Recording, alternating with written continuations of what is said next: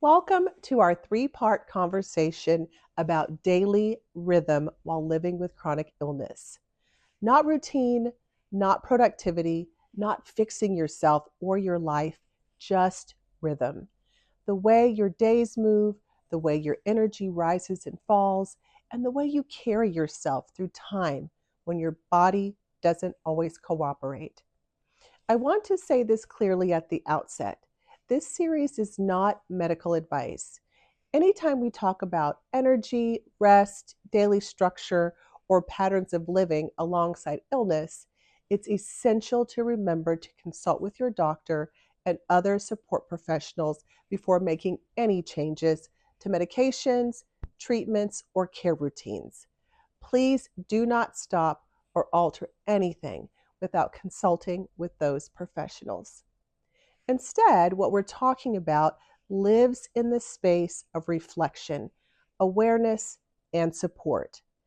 This series exists because of one of the quiet truths of chronic illness, and that is it does not just affect the body, it changes the texture of everyday life.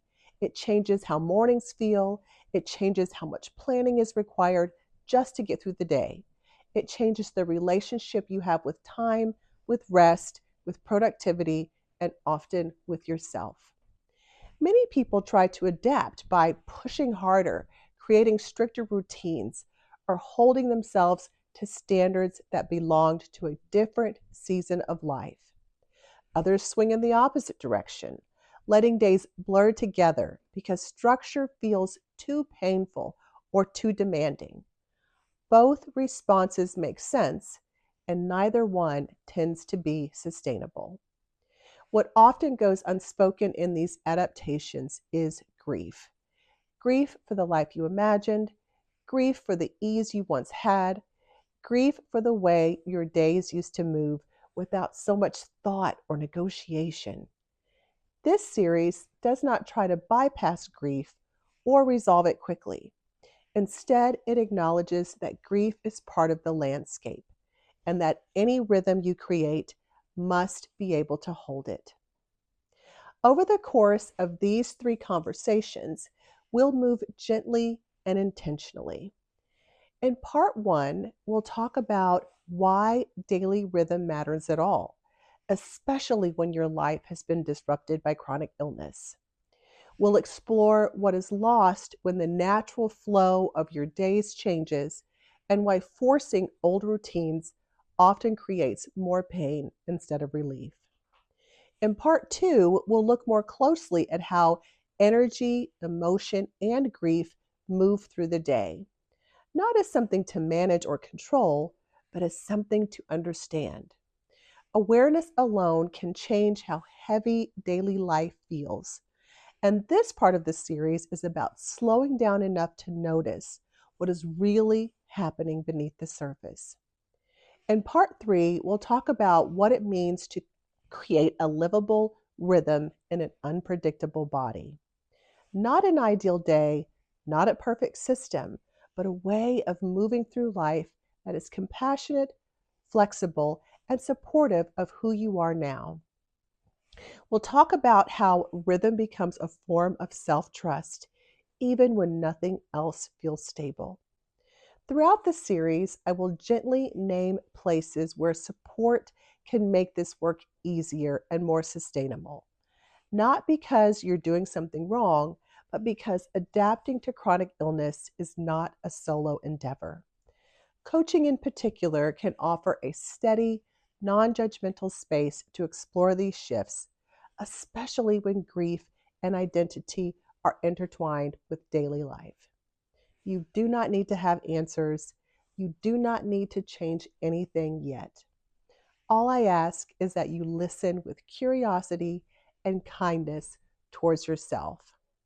This is not about fixing your days. It's about learning how to live inside them with more care. Now that we have that foundation, let's jump into part one.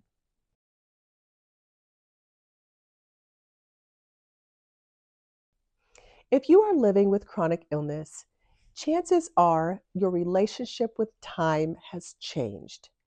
Days may feel longer or strangely compressed. Weeks may blur together. Energy may show up when you least expect it and disappear just as quickly. And somewhere along the way, often quietly, you may have realized that the way your days used to move no longer works. That realization can land with surprising weight because daily rhythm is not just about schedules or routines or logistics. It's about how you orient yourself in the world. It's about trust. It's about identity and who you believed yourself to be in the world. It's about the unspoken agreements you once had with your body about how life would unfold. When chronic illness enters the picture, those agreements change. And with that change comes grief.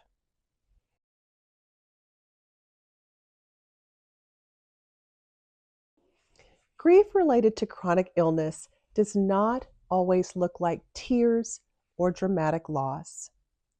More often, it shows up as irritation with yourself, as frustration when plans fall apart, as a constant feeling of being behind, even when you're doing your best.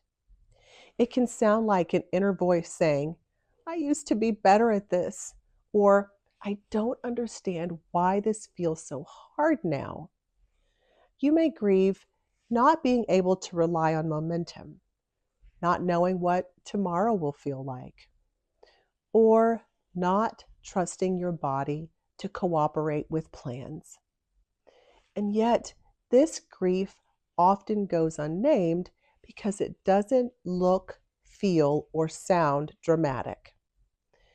One of the most common and least acknowledged losses in chronic illness is the loss of flow, the loss of being able to move through your days without thinking so much about how you feel, how much energy you have, or what you might need later.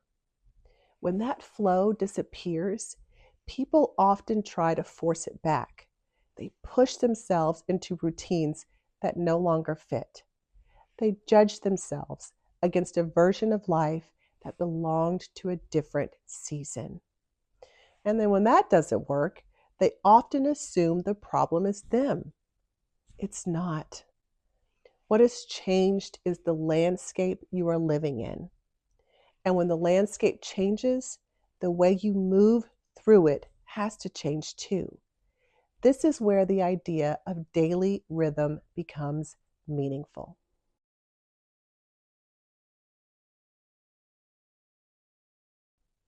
When people hear the phrase daily rhythm, they often assume it means discipline or routine, but that is not what we're talking about here.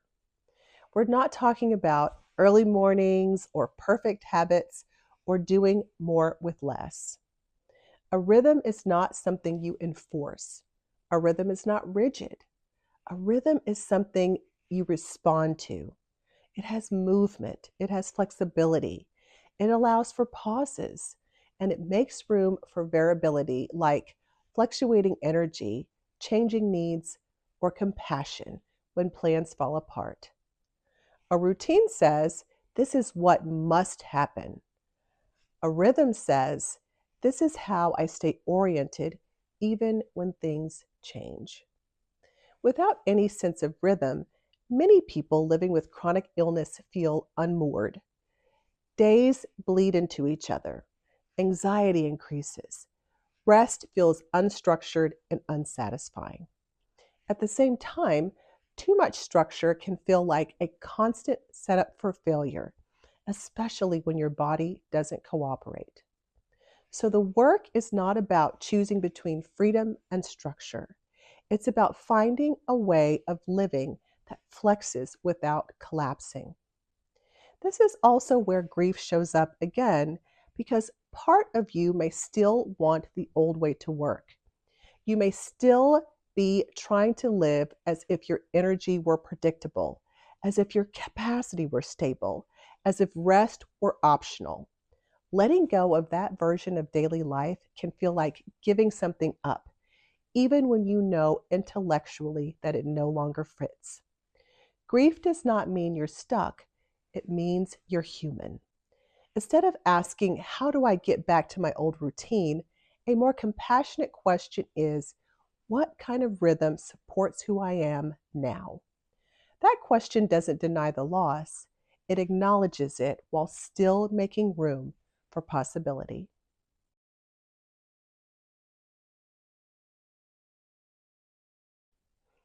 Many people don't realize how emotionally expensive it is to live without rhythm. When there are no anchors in the day, everything takes more effort. Decisions feel heavier. Small disruptions feel overwhelming. There is also so much labor that never appears on the to do list, like managing symptoms, making decisions with limited information, or adjusting expectations repeatedly. This labor drains rhythm. The nervous system never quite settles. Over time, that wears people down. And when it goes unrecognized, people feel like they're failing at life, when in fact they are working incredibly hard just to stay afloat. This is often the moment when someone says, I know something needs to change, but I don't know where to start. That uncertainty is not a personal failure. It's a sign that you are standing at the edge of something new without a map. This is also the place where support can matter. This kind of adaptation is not about willpower, it's about awareness, pacing, and learning how to listen to yourself without judgment. That is work that does not have to be done alone. And it is exactly the kind of space coaching is designed to support, where insight exists, but clarity has not yet landed.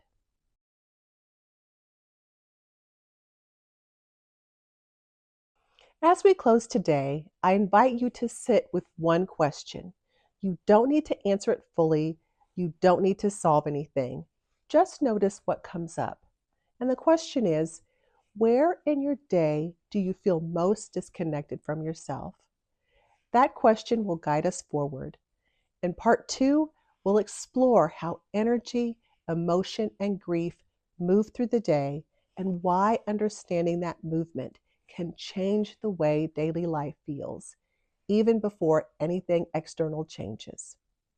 Thank you so much for joining us today, and I look forward to connecting with you in part two.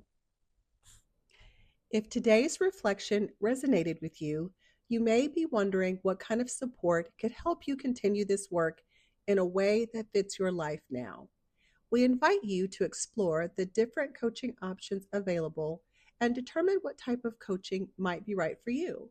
Please visit our website at https://www.coachingforchronicillness.com/coaching hyphen inquiry forward slash. Please remember that support is not about fixing yourself. It's about having a thoughtful partner as you navigate change.